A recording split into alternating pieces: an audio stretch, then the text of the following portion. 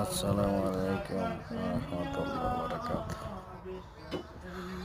এই যে সৌদি আরবের নজরানের বিরাজকার এলাকা, পাহাড় আর পাহাড়। এই পাথর দিয়ে টাইলস বানায়, অনেক দাম, অনেক দাম, যা বলার মতো না।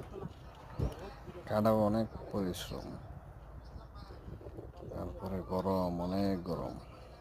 কিন্তু অন্যান্য বছর থেকে এই বছর অনেক গরম চলতেছে।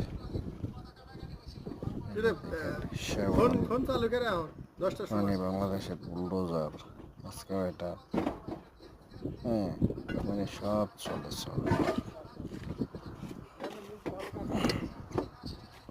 সবাই দোয়া করবেন, সবাইকে আল্লাহ হেফাজত করুক, সবার জন্য দোয়া করবেন।